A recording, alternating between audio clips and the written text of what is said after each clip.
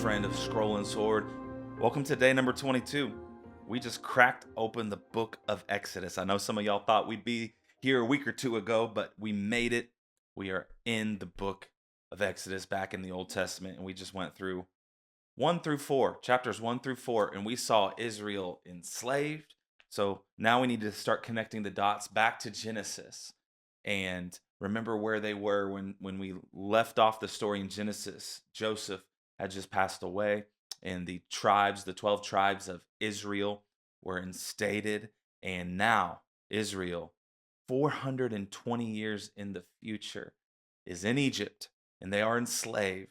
Moses is hiding. You see the story of Moses come through here. You see God appearing in fire. A burning bush literally interrupts history, and God reveals his name for the first time in the Old Testament, in the Hebrew Bible. And the overarching theme of these chapters is the God who simply is. I want to focus, like I said, around this story of the burning bush. And Moses asks God for a name. He's like, "What's your name, God?" Because names, they mean authority. He's getting ready to go toe-to-toe with Pharaoh, Grandpa Pharaoh. And he's like, "I need to know what we can call you. I need to know your name. I need to know who you really are. I need to know if you can be trusted. What should I tell Israel when they ask?" This is a question about identity and reliability, and Moses needs more than a title. I need more than God. I need to know who you are. And God answers with, "I am who I am." God names himself from the verb to be. I am means God depends on nothing for existence. This goes so hard in the paint. It's not a nickname, it's a statement of existence. It's a statement of essence. It's a statement of being. God is saying, "I simply am." In the Hebrew, it allows for more than one meaning on purpose. Hebrew is so beautiful. "I am who I am" is one reading in one meaning. And it could also mean "I will be what I will be." It's just like, man, I am means God will show you who he is through his actions. What I'm going to be is who I am.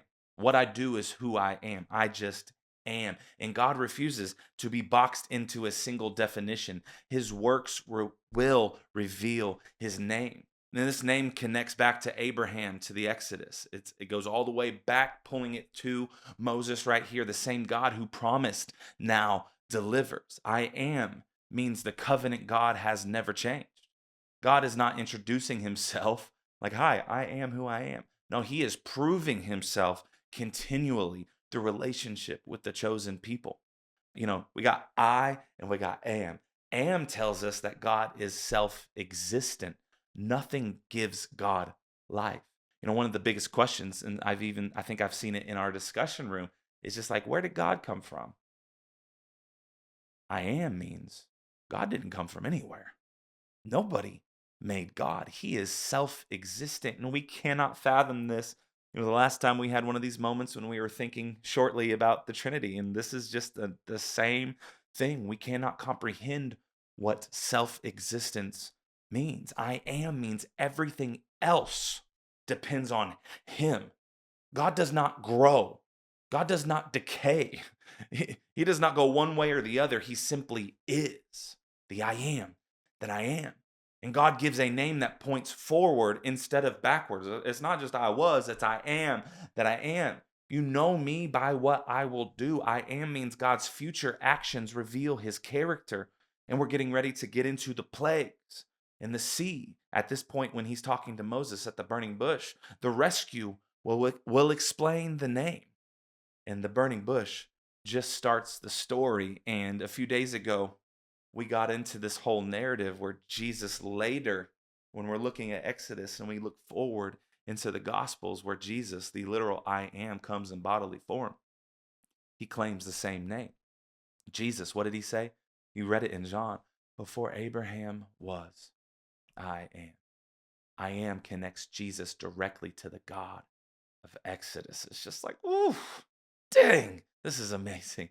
This is why they tried to stone Jesus when he said it. They knew what he was claiming. And the Bible keeps using the same divine identity, Alpha and Omega, beginning and the end. I am means God stands outside of time, and creation begins with him. History ends with him. This name means God is already enough. He is not guessing. He's not reacting. He's not learning. I am means God is fully present in every single moment. The God of the burning bush is the God of your story. He already is, and he will always be. Thank you guys for hanging with me. I'll see y'all in the discussion room. Let's talk about the I am. Let's talk about it all. Love y'all.